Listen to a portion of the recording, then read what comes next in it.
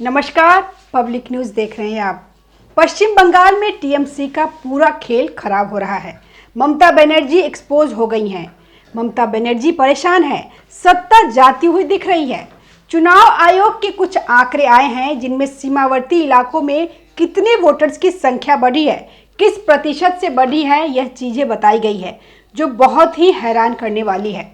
कोलकाता में जहां पिछले 23 सालों में 2002 से 2025 के बीच मात्र 4% मतदाता बढ़े हैं, लेकिन वहीं उत्तरी दिनाजपुर में 105% मतदाता बढ़ गए हैं, 2 गुने से ज़्यादा। तो यह अंतर आप समझ रहे हैं। कई और इलाके में भी कहीं पर 85%, 75%। ममता बनर्जी की सरकार आने के बाद सीमावर्ती इलाकों में वोटर्स की भरमार हो गई है। नए नए वोटर्स जुड़ते गए और उसमें फर्जी वोटर जुड़ते गए। डिलीट हो रहे वोटरों को भी डिलीट नहीं होने दिया गया।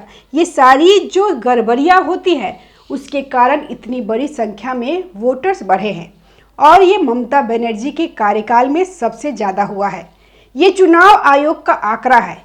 ये अपनी तरह का पहला आंकड़ा है जिसमें यह बताया गया है कि सीमावर्ती इलाकों में बेहिसाब बढ़ोतरी हुई है।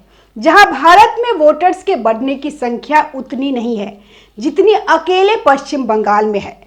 पश्चिम बंगाल में 67% वोटर बढ़े हैं 23 साल में। यहाँ पूरे देश में मात्र 49% वोटर बढ़े हैं।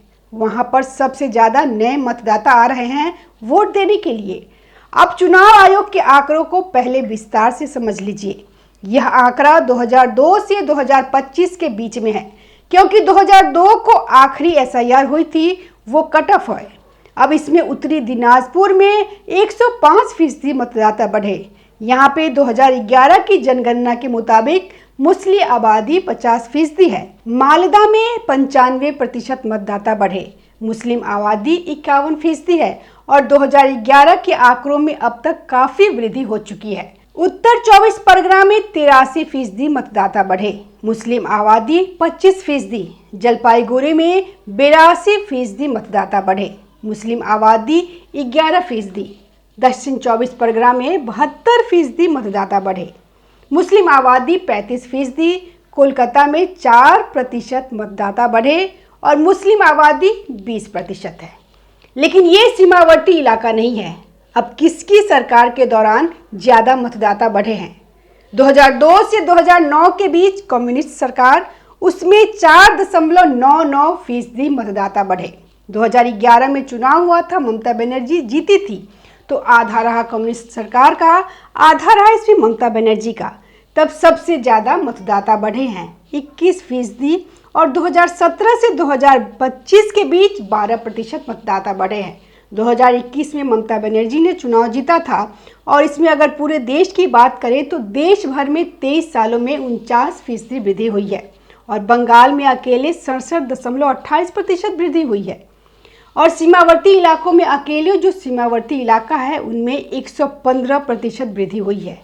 यह 8 सालों का आंकड़ा है। पूरा राज्य जहां सिर्फ 21% बढ़ रहा है, सीमावर्ती इलाकों में 115% बढ़ रहा है।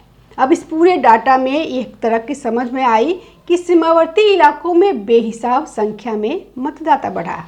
यह जो आखिरी डाटा है 2009 से 2017 के बीच में, यह तो और भी हैरान करने वाला है कि पूरे बंगाल का डाटा अलग है और सीमावर्ती इलाकों का डाटा अलग है और वो उसमें कई गुना है, 3 गुना ज़्यादा उसमें डाटा है। 115% बढ़े हैं। अब ममता बनर्जी की सरकार रही है तो यही चल रहा है। मतदाता बढ़ाते जाओ। वह कौन होगा जिन्हें बढ़ाया जा रहा है? जो बढ़ा रहा है उसके समर्थन में ही होंगे। ऐसे ही नहीं, ममता बनर्जी को सबसे ज़्यादा जो जीत का अंतर रहता है वो रहता है मुस्लिम इलाकों में। सीमावर्ती इलाकों में ममता बनर्जी को ही भरपूर वोट पड़ता है और वहाँ पे अगर ओवैसी भी उतर जाते हैं तो वोट काट नहीं पाते। कोई और होता वह भी वोट काट नहीं पाता है। सारा का सारा ममता बनर्जी को पड़ता है। इसके पीछे की वजह अब यह समझ आ रही है और यह वही इलाके हैं जिनमें आबादी भी बढ़ी है। आबादी भी 2 गुना आबादी बढ़ी है। इनमें कई इलाकों में और जनसंख्या बड़ी तेज़ी से बढ़ी है। मुर्शिदाबाद का इलाका, वहाँ पे 17% लगभग मुसलमान हो चुके हैं, जब विभाजन हुआ था तो हिंदू आबादी 85% थी, लेकिन अगर आज कुल मिलाकर माने तो वह 30%, 35% के करीब हो चुकी है। 2011 का डाटा तो बहुत पुराना हो गया है, लेकिन अब वो आबादी कई गुना बढ़ चुकी है पश्चिम बंगाल में, लेकिन सीमावर्ती इलाकों में बहुत ज़्यादा है। और उसमें पश्चिम बंगाल के जो मुसलमान हैं उनकी जन्म दर की बात नहीं है। जन्म दर कम ज़्यादा हो सकती है, थोड़ी ज़्यादा भी हो सकती है, लेकिन फिर भी उसमें इतनी तेज़ी से नहीं बढ़ते हैं। यह पश्चिम बंगाल में बांग्लादेश से आए हुए मुसलमान हैं, रोहिंग्या मुसलमान, जिन्हें वहाँ बसाया गया, जिनकी वोटर आईडी बनाई गई और वोटर लिस्ट में नाम डलवाया गया, जिन लोगों का या फिर फर्जी तरीके से जिनसे वोट डलवाया गया। ये सारी लिस्ट की ये जो 105% वृद्धि हुई है, ये सब इसी कारण से हुई है। ये सब होता कैसे है? यह बात ऐसे नहीं है कि आज पहली बार उठ रही है। भाजपा तो बार बार कहती रही है, कुछ और वर्गों से भी यह बात आती रही है कि पश्चिम बंगाल के सीमावर्ती इलाकों में ज़बरदस्त डेमोग्राफी बदल रही है। वहाँ पे बांग्लादेशी मुसलमानों की संख्या से जो वहाँ पहले से रह रहे लोग हैं, वहाँ जो हिंदू है वो अल्पसंख्यक हो चुके हैं। और अल्पसंख्यक होने पे उनका क्या हाल हो रहा है मुर्शिदाबाद में देखा था। लेकिन ये सब किया कैसे जाता है? ये सब वोटिंग के लिए किया जाता है। वहाँ पर ज़्यादा मुसलमान रहेगा, ध्रुवीकरण होगा तो हमें वोट देगा, और उसमें भी बांग्लादेशी रोहिंग्या मुसलमान, जिसे लगता है कि ममता बनर्जी ही मेरी संरक्षक है। पहले लगता था कि कम्युनिस्ट पार्टियाँ, कांग्रेस पार्टी ही हमारी संरक्षक है, क्योंकि यही रहे हैं कम्युनिस्ट पार्टियाँ, कांग्रेस पार्टी और ममता बनर्जी। इसके अलावा और कौन सत्ता में रहा वहाँ पर? इन्हीं लोगों ने धड़ल्ले से वोटर्स बढ़ाए हैं। अब करते क्या हैं? घुसपैठियों को पहले तो उन्हें कागज बनवाए जाते हैं उनके, ताकि वोटर लिस्ट में आसानी से नाम जुड़ जाए। और हर बार एसआईआर तो होता नहीं है। अब 2002 में एसआईआर हुआ तो उसमें वैसे ही उसमें कम नाम जुड़े होंगे, कम प्रतिशत बढ़ा होगा, लेकिन उसके बाद हर 5 साल में जो चुनाव होता है उसमें वोटर लिस्ट में सुधार होता है। किसी कोई गलती है, वो नाम की एड्रेस की सुधार किया जाता है, नए नाम जोड़ दिया जाता है। कोई अगर हटवाना चाहता है तो हटवा दिया जाता है, वरना लोग हटवाते कहाँ हैं? मृतक के नाम भी नहीं हटाते हैं, और जब तक गहन जांच नहीं होती तो वैसे ही नहीं हट पाता। अब इसमें होता क्या है? एक तो आपने नकली जो दस्तावेज जो है वो रैकेट के जरिए बनवा दिए जाते हैं। राशन कार्ड, आधार कार्ड, इसके आधार पर आपको मिल गया, वोटर आईडी मिल गया, आपका नाम आ गया वोटर लिस्ट में। दूसरा, ये लोग जो मृतक हैं, जो फर्जी नाम है, एक तरह के अब कोई है नहीं वोट देने वाला, मृतक है या एक से ज़्यादा कई जगह पे नाम है, रिपीटेड नाम है, या फिर जो लोग पलायन कर चुके हैं तो उनके नाम पे वोट डलवाया जाता है। इसलिए बुर्का हटाने में समस्या होती है कि एक ही औरत बार बार वोट डाल सकते हैं। तो वहाँ पर वोट डालकर आ रहे हैं 2-3 जगह, तो उसका चेहरा तो आप देख नहीं सकते। और यह पश्चिम बंगाल इलाका ऐसा है कि पोलिंग ऑफिसर वहाँ डर के मारे ड्यूटी करते हैं। अगर कुछ हो जाए, और ऊपर से मुस्लिम बहुल इलाका, तो वहाँ से वो जिंदा भी जा पाएगा या नहीं। इसलिए पता भी चल जाए, शक भी हो, तो भी हिम्मत नहीं आती। अभी बीएलओ कैसे सुरक्षा मांग रहे हैं? बिहार में सुरक्षा नहीं मांगी बीएलओ ने, लेकिन पश्चिम बंगाल में मांगी है, क्योंकि वहाँ डर लगता है कि मांगने जाए कागज, एसआईआर का फॉर्म देने जाए और जिंदा ही ना लौटे, इसलिए सुरक्षा मांग रहे हैं। अब नाम किसी और का है, वोट देने जा रहा है कोई और। ममता बनर्जी की सरकार, ममता बनर्जी के अधिकारी, पोलिंग ऑफिसर भी आप ही के अधिकारी होते हैं, क्योंकि किसी और राज्य में ऐसे आंकड़े नहीं आए कि इतनी गड़बड़ियाँ हो।